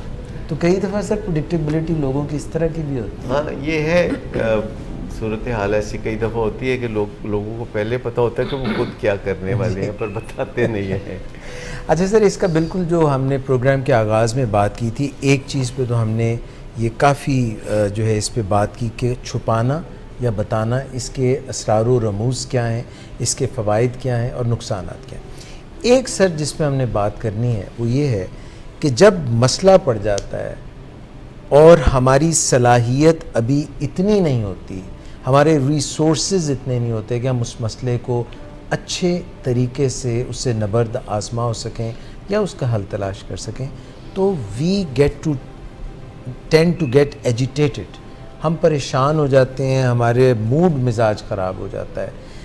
ऐसे में बेस्ट तो ये लगता है कि जिस वजह से मसले से हमारा सारा निज़ाम तितर बितर हुआ है, अपना भी और हमारे गिरदो पेश में जो लोग हैं उनके साथ भी हम कह रहे होते हैं, लड़ रहे होते हैं, और वो कहते हैं इसका गुस्सा तुम इधर उतार रहे हो, तो वो मसले से जान छुड़ा ली जाए और फिर हम रिलैक्स होकर बैठ जाएं। Do you think it's a good idea to do that? नहीं, जान नहीं छुड़ाई जा सकती। जब तक जान है मसले तो रहेंगे, और जान नहीं छुड़ाई जा सकती। और जब हमें कोई मसला दरपेश होता है तो हमारा जो पहला रिएक्शन है, जो फर्स्ट 4 सेकंड्स में है, वो ये फ़ैसला करता है कि वो मसला हम हल कर सकेंगे कि नहीं। फर्स्ट 4 सेकंड में अगर आपके जहन में पहला ख्याल ये आता है कि ये मसला दरपेश क्यों हुआ, ये मसला क्यों पड़ गया, ये मसला नहीं पड़ना चाहिएगा, तो समझे कि ये बैड साइन है। अगर आप एक्साइटेड हैं कि आपकी ज़िंदगी जो जमूद का बनी हुई थी नमूना, और उस जमूद को तोड़ने का एक बहाना आ गया है, और आप एक्साइटेड हो गए हैं उस मसले को देख के, और आपने सोचा कि इस मसले के अंदर कोई खुफिया अपॉर्चुनिटी भी है जो मैं बड़ी जल्दी तलाश कर लूँगा, और उस अपॉर्चुनिटी की वजह से मैं पहले से भी बेहतर पोजीशन में आ जाऊँगा और मैं इस मसले को हल कर लूँगा अपने कोशिशों से और दूसरे लोगों के और अच्छे साथियों के तावन से, और अगर कोई कमी कमज़ोरी रहेगी तो अल्लाह ताला से मुझे मदद मिलेगी, तो ये समझे कि कामयाबी की अलामत है। सो जो फर्स्ट 4 सेकंड्स हैं, हमें देखना चाहिए कि जब भी हमें मसला दरपेश होता है तो फर्स्ट 4 सेकंड्स में क्या हमारी सट्टी गुम हो जाती है, क्या हम घबरा जाते हैं, क्या हम कहते हैं कि वाई मी, ये मसला मेरे साथ ही क्यों पेश आया, किसी और के साथ आ जाता तो अच्छा था, तो आप समझें कि फिर आगे भी मसाइल हैं। सो सबसे पहले हमें अपने पैराडाइम्स पे या अपने बिलीफ्स पे काम करना होगा कि जब अगर कोई आपसे आपको पूछता है कि खैरियत है, तो आपको जवाब ये देना चाहिए क्यों, खैरियत क्यों होगी भाई। मतलब आप कुछ इस तरह चौंक के बोले कि अच्छा आपको क्यों ऐसा लगा, मैं कोई इतना गया गुजरा हूँ कि जिसकी ज़िंदगी में बिल्कुल खैरियत हो, तो मैं भाई भरपूर ज़िंदगी गुजारता हूँ, मैं एक अमली ज़िंदगी गुजारता हूँ, और रोज़मर्रा कदम ब कदम मसले मसाइल भी होते हैं और वो हल कर लेते हैं। तो ये जो खैरियत पूछना है, इसकी बजाय आप कोई नया फ़िक्रा ढूंढ सकते हैं। मसलन आप कह सकते हैं कि अच्छा जी क्या चल रहा है आजकल ज़िंदगी में, क्या आप कुछ बता सकते हैं कि हमें लोगों से गुफ्तगू का आगाज़ कैसे करना चाहिए और क्या पूछना चाहिए। मैं तो सर अक्सर ये कहता हूँ कि आज आप बहुत अच्छे लग रहे हैं, या भाई कमाल बाकमाल लग रहे हैं, या फिर कोई ऐसी बात के ये तो तय है सर। नदीम नूर साहब से मगर मैं जो बात करता हूँ डिफरेंट है सर। मैं पूछना ये पका की रहे हो ते खाना की दोपहरी तो रात तक ही बंदोबस्ती कर यार भाई, मैंने तो आपको पिछले कुछ सालों से जब भी देखा है कुछ खाते हुए ही देखा है सर। ऐसे मुझे समझ नहीं लगता कि आप माशाल्लाह इतना खाते हैं तो फिर इतने स्मार्ट कैसे हैं सर? ये सेहत की निशानी है, भूख लगन तो पहले खा लो। हाँ, ये बाकी खाना हमेशा भूख लगने से पहले खाना चाहिए, ये आपने बहुत ही अच्छी बात की, क्योंकि लोग समझते हैं कि जब भूख लगे तो खाना चाहिए। तो आप याद रखें कि जब आपको भूख का एहसास होता है तो टॉक्सिन्स बन चुकी होती हैं, जब प्यास का एहसास होता है तो टॉक्सिन्स बन चुकी होती हैं। ये टाइम के लिहाज से ये चीज़ें करनी चाहिए, बजाय इसके कि आप भूख लगने का या प्यास लगने का इंतज़ार करें। आपका कुछ टाइम मैनेजमेंट होनी चाहिए कि आपने इतने इतने वक्फे के बाद पानी पीना है रफली, और इतने इतने वक्फे के बाद खाना खाना है, और उसकी कैलोरीज आप काउंट कर सकें। और ये तयशुदा होना चाहिए कि ये नहीं कि जब नींद बहुत बुरी तरह आ जाए तो सोना चाहिए, यानी जब आपसे जागा ना जाए तो फिर आप सोना चाहें। या जो लोग बहुत ज़्यादा खुश खुराक होते हैं, कहते हैं खाना शुरू तो करते हैं, फिर देखते हैं कि जो नहीं खाता जाएगा तो छੱਡ देंगे। तो ये नहीं, आपकी मर्ज़ी आपके ऊपर चलनी चाहिए। देखिए, जब आपकी मर्ज़ी आपके ऊपर चलनी शुरू होती है तो उससे हालात बेहतर होने शुरू करते हैं। सही है। डॉक्टर सादिया और मिस शुमाइला से मैंने एक चीज़ सीखी है, मैं तो जब भूख लगने वाली होती है, ये जो अगले दिन का खाना है ना, वो भी पहले खा लेती हैं, जब भी इतनी स्मार्ट है। मुझे अल्लाह का करम है ना कि जो काम प्रोएक्टिवली कर लिया जाए। लेकिन खाने के बारे में मैं ये हमेशा रखता हूँ कि ये मैं अभी थोड़ा खाना खा लेता हूँ और उसमें से मैं ये कह के अपने आप को तसल्ली दे के बाकी का छोड़ देता हूँ कि ये बाकी का आधा मैं 2 घंटे बाद खा लूँगा। यानी जो चीज़ भी खानी हो उसको हासिल करके अपनी रीच में रख के तो मैं कहता हूँ अच्छा सुबह खा लूँगा, इससे बड़ा मुझे तसल्ली होती है। यानी अगर मैं कहूँ कि ये मैं कभी खाऊँगा ही नहीं तो फिर मेरी तसल्ली नहीं होती। लेकिन जब मैं कहता हूँ ना कि ये जो मेरे पास चॉकलेट पड़े हैं ये मैं सुबह उठूँगा तो खाऊँगा, तो अगर आपने खाने को कुछ पोस्टपोन कर दिया है, मैं उन चीज़ों के बारे में ये बात कर रहा हूँ कि जो चस्कोली चीज़ें हैं और जो कैलोरीज़ वाली चीज़ें हैं, जो रेगुलर मील्स हैं वो आप अपने टाइम पे खाते हैं। लेकिन ये जो खाने की फालतू की चीज़ें हैं, मिठाइयाँ हो गई, ये हो गया, वो हो गया। मिठाई तो खैर मैं मिलते ही बांट देता हूँ, और इधर उधर से कोई मिठाई आए, केक आए, कोई चीज़ आए तो मैं उसको थोड़ा सा चख के फ़ौरन मैं आगे बांट देता हूँ।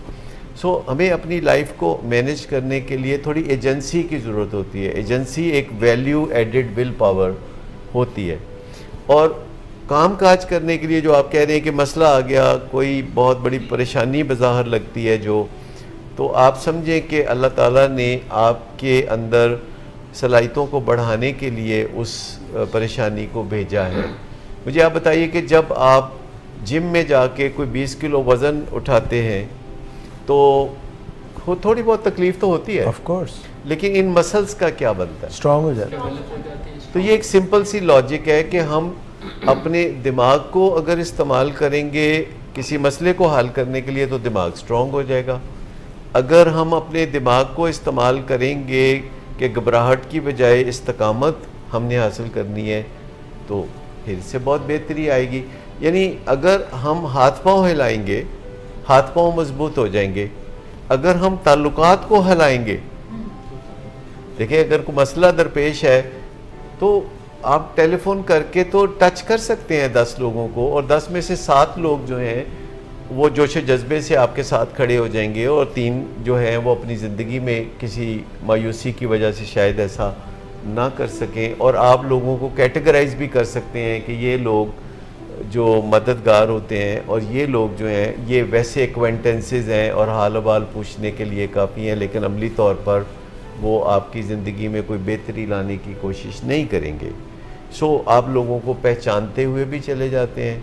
लेकिन मैं एक बात ये भी कहूँगा कि अगर आप चाहते हैं कि लोग आपके मसले हल करने में मदद करें तो आप भी लोगों के मसले हल करने में एडवांस में मदद करें। अगर आपको प्यास लगती है तो कुआं आप उस वक्त तो नहीं खोदते, कुआं तो आप पहले खोद के रखते हैं। तो अपने कोई 10, 20, 30, 40 जैसा भी आपको सूट करता हो दोस्त बना के रखने चाहिए, और सिर्फ उनको उस वक्त ही कॉल नहीं करना चाहिए कि जब आपको कोई काम पड़ता है।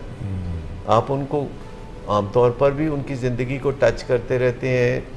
अब लोगों की ज़िंदगी को टच करने का एक तरीका ये भी है कि आप फेसबुक पे किसी को हेलो हाई कर लेते हैं जिसमें तरद्दुद भी नहीं करना पड़ता, और जब दूसरा देखता है कि आपने कोई अच्छी विश का इजहार किया है तो वो भी जवाब आपको दे देता है। और जैसे आप फेसबुक पर अपनी ज़िंदगी में कुछ लोगों को फ्रेंड बनाते हैं और कुछ लोगों को अनफ्रेंड करते हैं, तो रियल लाइफ में भी आप ऐसा कर सकते हैं। इसमें कोई गुनाह की बात नहीं है। किसी के लिए कोई ऑफेंस नहीं है। अगर आपकी ज़िंदगी में 4 दोस्तों की आपको ज़रूरत है और आप उन्हें दोस्त बनाते हैं, तो कोई 4 को आप थोड़ा डिस्टेंस पे भी कर सकते हैं, खामोशी के साथ और एहतराम के साथ, और उसमें कोई बहुत ज़्यादा गिल्टी महसूस करने की ज़रूरत नहीं है। चलो 2 सवाल है मेरे। एक तो ये बताइए कि ये जो फेसबुक के फ्रेंड्स हैं, इन पे हम कितना रिलाई कर सकते हैं? यानी कि फ़ेसबुक पे वैसे तो कई दोस्त होते हैं, मगर जब वेले दे उत्ते या कम आंदे ने कि नहीं ये कोई मुश्किल पड़ जाए तो डू दे रिस्पॉन्ड और not? Question number 1। Question number 2 is a little different. आप हमेशा कहते हैं कि डर और खौफ से ऑपरेट नहीं करना चाहिए, और आप एक बहुत ही अछूती बात ये भी कहते हैं कि डर और खौफ का उलट और तज़ाद जो है वो प्यार और मोहब्बत है। अगर कोई मुश्किल पड़ जाए तो उससे डरने, सहमने, खौफ खाने की बजाय क्या उससे प्यार कर लें? देखिए, ये हमारी जो ग्रोथ है, जो नशो नुमा है, उस पर डिपेंड करता है कि हमें सिखाया क्या गया है। हमें डर से चलाया गया है ज़िंदगी में या प्यार से चलाया गया है? अगर वालिदैन ये सोचते हैं कि उनके बच्चे पढ़ लिख जाएं, तो क्या वो इस डर से ऐसा सोच रहे हैं कि अगर वो नहीं पढ़ेंगे तो उनको बहुत मुश्किलात आएंगी, या वो इस मोहब्बत से ये सोच रहे हैं कि अगर हमारे बच्चे पढ़ लिख जाएंगे तो रोशन ख्याल हो जाएंगे और उनकी ज़िंदगी मज़ेदार हो जाएगी? परसेप्शन चेंज करने वाली बात है। जैसे वैसे भी आप ज़िंदगी में कुछ ना कुछ ज़रूरत की चीज़ें ख़रीदते हैं, लेकिन अगर आप अपनी ज़रूरत की चीज़ें या मज़ेदार चीज़ें उस वक्त ख़रीदें जब आपने कोई अच्छा काम किया हो, तो ये रिवॉर्ड के तौर पर काम करने लगती हैं। यानी मुझे बताइए कि बहुत सारे लोग मायूसी में शॉपिंग करते हैं, क्योंकि शॉपिंग करने से, थैले उठाने से उनको ज़रा मज़ा आने लगता है। तो मुझे बताएं, जब आप मायूसी को रिवॉर्ड करेंगे शॉपिंग के साथ, तो मायूसियाँ बार बार आएंगी, क्योंकि जिस चीज़ को आप रिवॉर्ड करते हैं वो चीज़ आपकी ज़िंदगी में बढ़ जाती है। लिहाजा जब भी आप शॉपिंग करते हैं, कोई शर्ट ख़रीदते हैं या परफ्यूम ख़रीदते हैं, तो टाइम को कोइंसाइड करें ऐसे मौके पे जब आपने कुछ ऐसी काम या ऐसी बात की हो जो कि आपको अच्छी लगी हो। और हमेशा हमें अपना जायज़ा लेते रहना चाहिए, बजाय हम हर वक्त इस चीज़ में रहते हैं कि लोग हमारे बारे में क्या कहते हैं, या हम लोगों की तवक्कुआत पर पूरा उतरें, या लोग क्या कहेंगे ये सोचने की बजाय हम हर रोज़ ज़रा देख लिया करें आईने में और देखें कि हम अपने बारे में क्या कह रहे हैं। आईने में एक नज़र डालते ही कोई ना कोई तबसरा हमारे ज़हन में ज़रूर आता है कि क्या हम अपने बारे में अच्छी राय रखते हैं या बुरी राय रखते हैं। अगर हम आईने में देखें और आवाज़ आए कि तुम अच्छे आदमी हो, तो मेरे ख़्याल में ये बहुत ऐसे लाखों तालियों और नारों से ज़्यादा पावरफुल पैगाम है कि हम अपने आप को पसंद कर रहे हैं, यानी सेल्फ़ इस्टीम हमारी अच्छी है। और ये सेल्फ़ इस्टीम एक ऐसा तोहफ़ा है जो सिर्फ हम अपने आप को दे सकते हैं, कोई और हमें नहीं दे सकता। सर, शेम का ताल्लुक इंसान की जीन्स में है, इंसान के अंदर होता है, या मुआशरे की इक़दार और रवायात जो है, या किसी भी मसले में मुआशरे का रिएक्शन जो होता है, नेगेटिव रिएक्शन की मैं बात कर रहा हूँ, उसकी वजह से ज़्यादा शेम फील होती है कि लोगों को बताएंगे तो नेगेटिव रिएक्शन आएगा मेरी रेपुटेशन पे, या जीन्स के अंदर है शेम का ताल्लुक? All of this. कुछ शेम जीन्स में भी होती है। हमारा हर बिहेवियरल ट्रेट जो है उसका कुछ हिस्सा, बड़ा छोटा सा एक हिस्सा जो है वो जीन्स में भी होता है, जिसे हम कह सकते हैं नेचर। और फिर हमारे नशोनुमा में भी हो सकता है, हमारे इंटरेक्शंस जो हैं लोगों के साथ उससे भी हो सकता है, उसको हम कहेंगे नेचर। तो नेचर वर्सेस नर्चर। लेकिन जीन्स में जो चीज़ होती है, इंसान अपनी हिकमत से, मेहनत से और अल्लाह के फजल से उसको बीट कर सकते हैं। अगर किसी की जीन्स में डायबिटीज़ है या हार्ट डिजीज़ है, तो वो कोशिशों से उन जीन्स को बीट कर सकता है, चाहे 100% बीट ना कर सकता हो, लेकिन काफ़ी हद तक बीट कर सकता है। इसी तरह कुछ बीमारियां हैं, जैसे OCD है, अगर किसी के वालिदैन में हो तो बच्चे शुरू से ही ऐसी ट्रेनिंग कर सकते हैं, कोशिश कर सकते हैं कि उनको OCD का यानी ऑब्सेसिव कंपल्सिव डिसऑर्डर का सामना ना हो। इसी तरह सेल्फ़ इस्टीम है वो असल चीज़ जो हमारी ज़रूरत है, क्योंकि सिर्फ हमने ही हमारे साथ 24 घंटे रहना होता है। दूसरे लोग, कोई 8 घंटे हमारे साथ रहता है जो वर्क प्लेस पे है, जो 16 घंटे हमारे साथ रहते हैं जो घर पे हैं, लेकिन 24 घंटे सिर्फ हमने ही अपने साथ रहना होता है और हम अपने आप को पसंद करें, ये महज चॉइस नहीं है। इसके लिए कुछ पापड़ बेलने पड़ते हैं, इसके लिए कुछ करना पड़ता है, कुछ करके दिखाना पड़ता है, क्योंकि हम अपने आप को अपने आप से छुपा नहीं सकते। दूसरे लोगों से तो हम काफ़ी हद तक अपना आप छुपा सकते हैं और इसी वजह से बाज़ औक़ात हमें झटके लगते हैं जब ज़िंदगी में हम लोगों का इंतखाब करते हैं और बाद में जब हमें हक़ाइक़ का पता चलता है, कॉन्ट्राडिक्शन सामने आती हैं, तो फिर हमें अफसोस होता है। हमें ये ज़रूर देख लेना चाहिए कि हमारा जो ज़्यादातर दारोमदार है वो हमारी अपनी सोचों और अपनी ज़िंदगी पर है। यानी हमें हमेशा अपनी ज़िंदगी का हीरो अपने आप को ही रखना चाहिए, हमें ही मरकज़े कायनात अपने आप को रखना चाहिए। बाज़ लोग बच्चों को मरकज़े कायनात बना लेते हैं, बाज़ औक़ात लोग अपने लाइफ पार्टनर को अपना मरकज़े कायनात बना लेते हैं, लेकिन इससे थोड़े मसाइल ज़्यादा पैदा होते हैं। असल आप हैं अपनी ज़िंदगी के मरकज़े कायनात और आपके आगे आपके बच्चे होते हैं जिन पर आप प्यार की नज़र डालते हैं और पीछे आपके बुज़ुर्ग होते हैं जिन पर आप एहतराम की नज़र डालते हैं और दाएं बाएं आपके ज़िंदगी के साथी, आपके बहन भाई और आपके दोस्त होते हैं जो आपकी ज़िंदगी को आपके साथ मिल के खूबसूरत बना सकते हैं। हर एक को अपना मुकाम अगर आप देना चाहते हैं तो पहले मरकज़ी मुकाम तो आपको रखना पड़ेगा अपने आप का, और अगर आप अपने आप को थोड़ा एज देते हैं तो इसमें कोई गिले शिकवे वाली कोई बात नहीं है। अपने फ़ौरन बाद जब आप दूसरों की और जो अपनी अहमियत को समझने लगता है वो दूसरों की अहमियत को भी समझने लगता है, क्योंकि कम अज़ कम उसने एक इंसान की अहमियत को समझा तो इसका मतलब है कि उसने आगाज़ कर दिया इंसानों की अहमियत को। मैंने आपसे ये सवाल किया था कि मार्क ज़करबर्ग साहब फेसबुक के जो बानी हैं और जो उनके सारे हवारी हैं जो फेसबुक पे मौजूद हैं, क्या असल ज़िंदगी में भी ये मदद को आते हैं या फेसबुक वालों का भी कोई कैटेगोरिकल तरीक़ाकार है कि किसकी मदद कितनी करनी और कितनी नहीं करनी? देखिए, पैरामीटर्स तो तय होते हैं लाइफ में भी और फेसबुक पर भी, और फेसबुक पे मौका ज़रा मिलता है कि आप सोच के रिस्पॉन्ड कर सकते हैं। रियल लाइफ में आपको इंस्टेंट रिस्पॉन्स देना होता है और फेसबुक पे जैसे आप संडे को अपनी तस्वीर लगाते हैं तो लोग कहते हैं कि आप बड़े हैंडसम लग रहे हैं, कोई बड़ी बड़ी तारीफ़ें करते हैं, तो रियल लाइफ में मेरा ख्याल है लोग थोड़ा हेजिटेट करते हैं। तो सर इसीलिए उनको मौका देता हूँ एतवार के एतवार। अच्छा, रियल लाइफ में हमें लोगों की तारीफ़ करना कुछ बहुत अजीब लगता है क्योंकि ये इसका इतना रवाज नहीं है। लोग इसको मनफी नाम भी देते हैं जैसे खुशामद या इस तरह की बात, लेकिन मैं आपको बताऊं कि हम सब को तारीफ़ की ज़रूरत होती है। बाद लोग हमें कह देते हैं कि मुझे तनकीद बड़ी अच्छी लगती है, सेहतमंद तनकीद अच्छी लगती है, यानी मोटी ताज़ी तनकीद उनको अच्छी लगती है। मैं आपको बताऊँ तनकीद किसी को अच्छी नहीं लगती, लोगों को अपनी गलतियाँ पता होती हैं, लिहाजा हमें फ़ी सबिलिल्लाह लोगों को उनकी गलतियाँ नहीं बताते रहना चाहिए।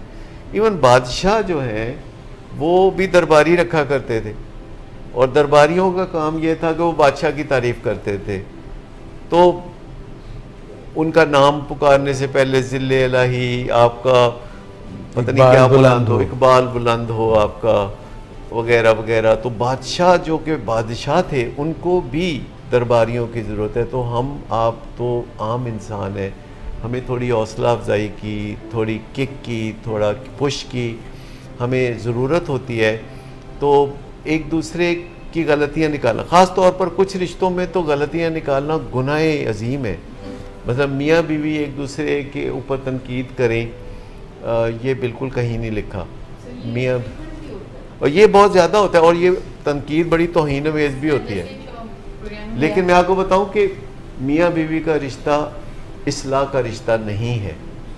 इस्लाह करनी है तो आप अपनी कर लें, इस्लाह करनी है तो आप बच्चों की कर लें, इस्लाह करनी है तो आप अपने शागिर्दों की कर लें, लेकिन मियाँ बीवी का जो रिश्ता है वो एक दूसरे को सराहने का रिश्ता है, ये प्यार का रिश्ता है, इसका और कोई मतलब नहीं होता। लोग शादी प्यार के लिए करते हैं, खाना तो उनको माँ बहुत अच्छा दे लेती है और लोग उनका बड़ा अच्छा ख्याल रख सकते हैं, लेकिन मियाँ बीवी एक रोमांटिक रिलेशनशिप में होते हैं और तनकीद से ये रोमांटिक रिलेशनशिप मर जाता है।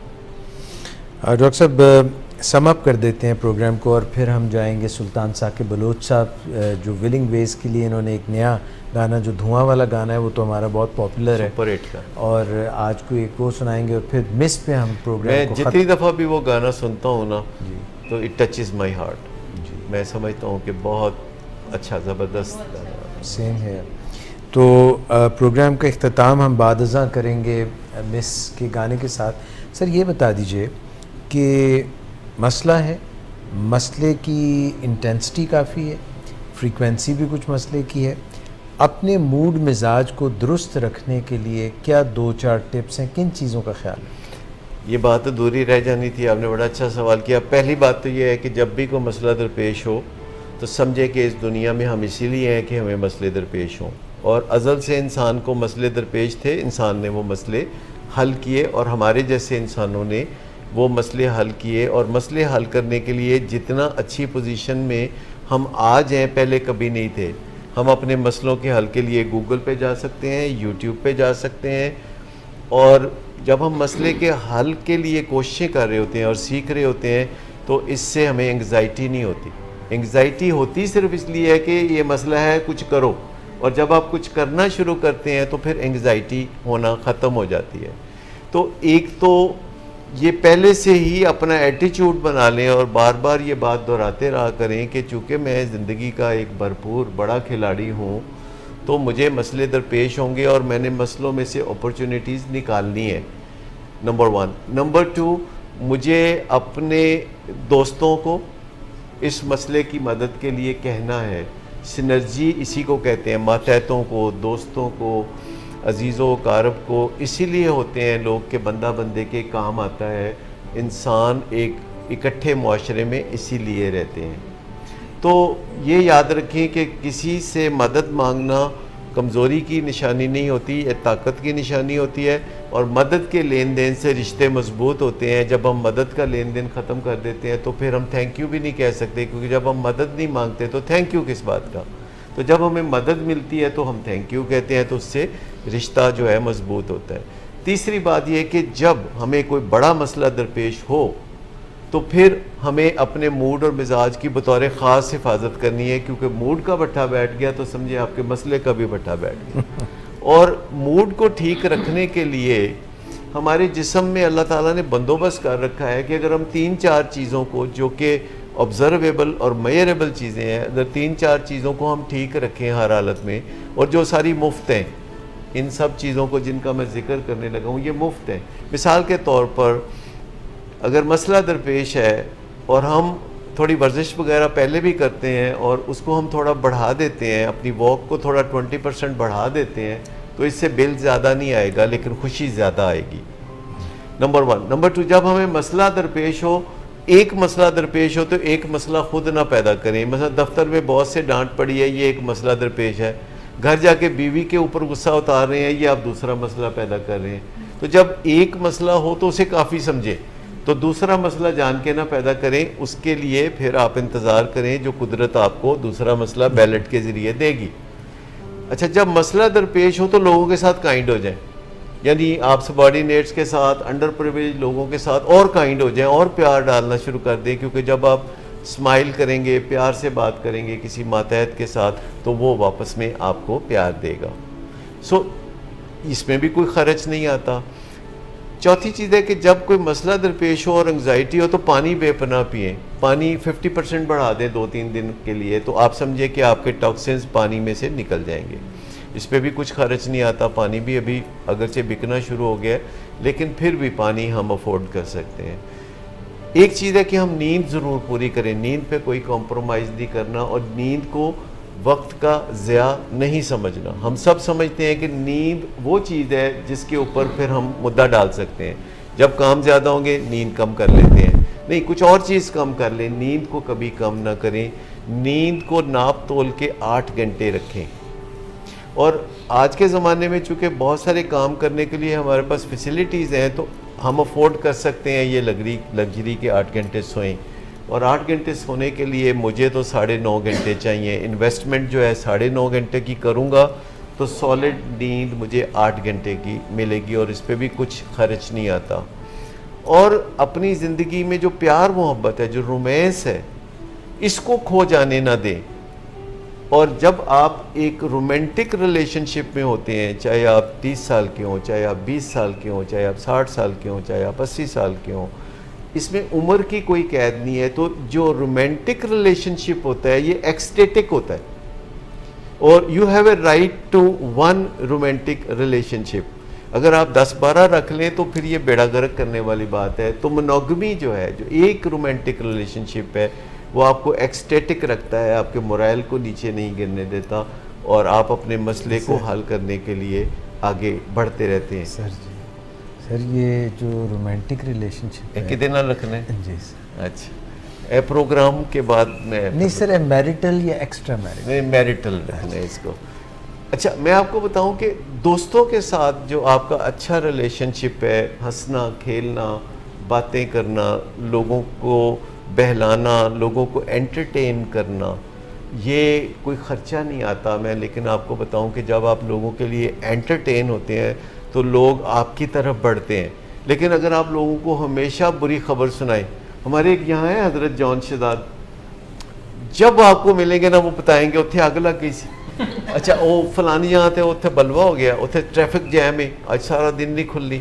तो कोई ऐसा दिन नहीं होगा जब वो मुझे मिले और वो ये ना बताएं कि शहबाज शरीफ पढ़ा गया। तो कुछ ना कुछ जो है उन्होंने ज़रूर मुझे आगे बढ़ के उन्होंने बताना होता है। ये नहीं, ये जो खाम खा की बैड न्यूज़ है ना, ये ब्रेक करते रहना कि जब भी आप मिले अगले बंदे को पता हो गया इन्हें होने कोई बैड न्यूज़ ब्रेक करनी है। नहीं, अगर कोई ख़तरा है वाकई तो आप ज़रूर कर सकते हैं, लेकिन अगर आप अपने मूड और मिजाज को अच्छा रखना चाहते हैं तो काफ़ी ये चीज़ें हैं जो आप बदतरीन हालात में भी कर सकते हैं। और जब आपका मसला हल हो जाता है तो फिर आप आसमान की बुलंदियों पे उड़ते हैं, क्योंकि फिर ये जिसे कहते हैं ना मलाई आ जाती है ऊपर, ये जो दूध पे मलाई है ये जब आती है और फिर जाती है, फिर आती है, फिर जाती है, लेकिन एक बुनियादी खुशी जो है आपकी, दूध जो है, जो बुनियादी खुशी है वो तो आपकी कायम रहती है। डॉक्टर साहब आपका बहुत शुक्रिया। नदीम नूर साहब, डॉक्टर सादिया, मिस शुमाइला, आपका बहुत शुक्रिया। डॉक्टर साहब वो आपने कोई सवाल नहीं किया यार, एक हाथ सवाल नेक्स्ट फिर ज़रूर करेंगे, क्योंकि हमको थोड़ा परेशानी हो गई।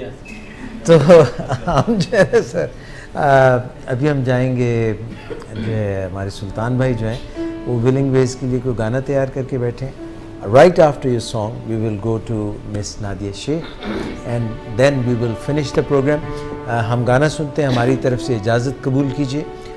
पहले एक गाना और फिर दूसरा। ये जो सॉन्ग है अभी मेरे ज़हन में कुछ दिन पहले आया है और मैंने इसको लिखा है और भी कंपोजिशन की मैं कोशिश कर रहा हूँ, तो इंशाल्लाह बहुत जल्द कंप्लीट भी हो जाएगा।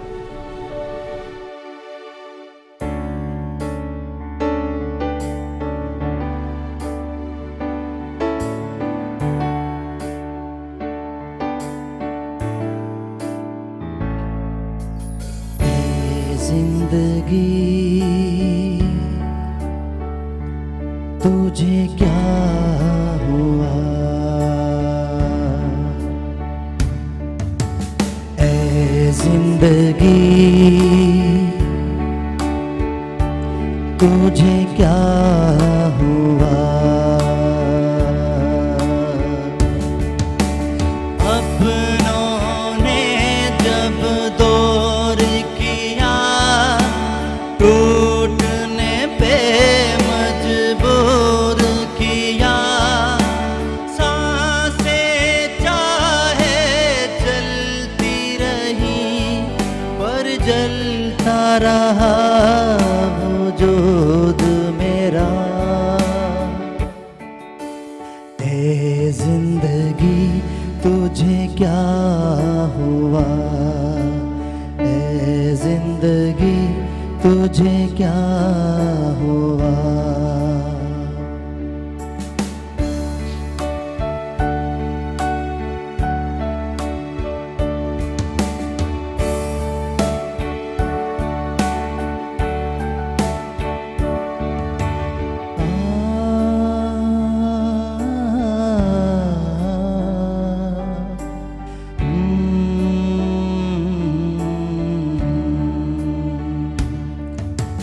रास्तों में उलझा रहा, मंजिलें कहाँ खो गई।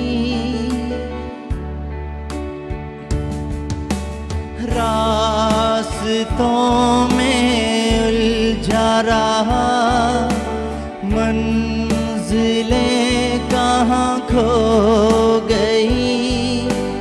किस मर्ज़ ने जकड़ा है मुझे, किस मर्ज़ ने जकड़ा है मुझे। बेचैन सी सांसें हो गई। ए जिंदगी तुझे क्या हुआ, ए जिंदगी तुझे क्या हुआ, ए जिंदगी तुझे क्या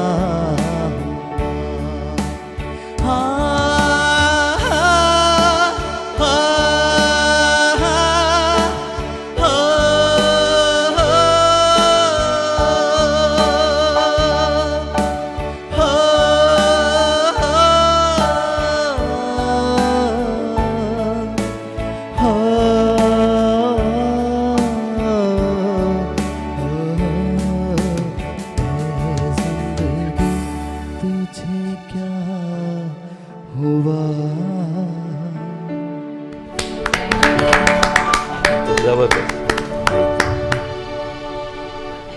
आज का जो गाना है मैं डॉक्टर एजाज साहब को जो है वो डेडिकेट करना चाहती हूँ कि मैंने एक दिन सुना था कि वो आपको पसंद है, तो मैंने सोचा कि वो मैं आपको ज़रूर सुनाऊं।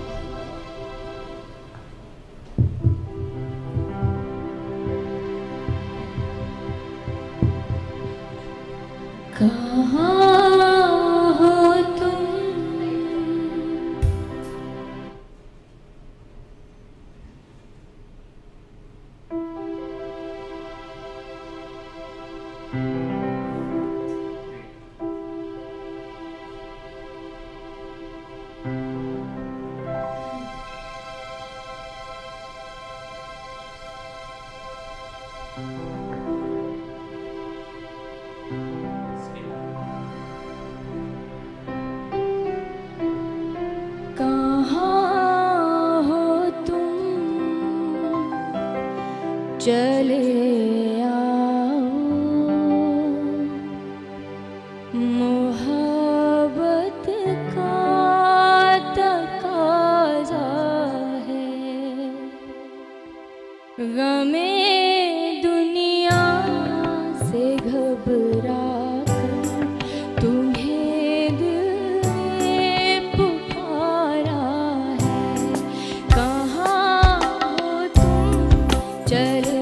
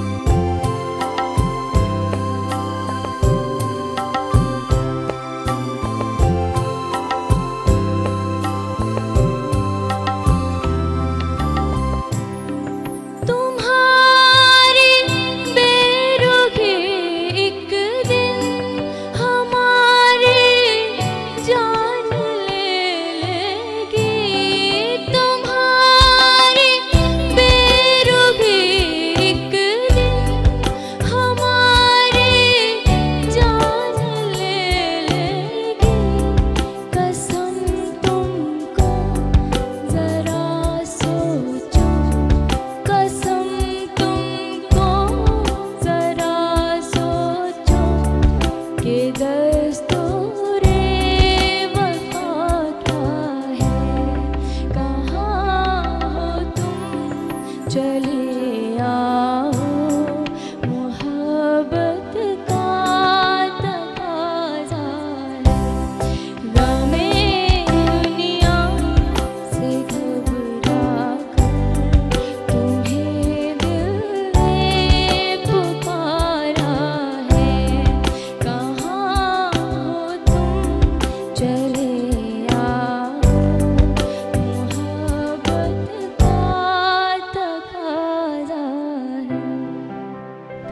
कहाँ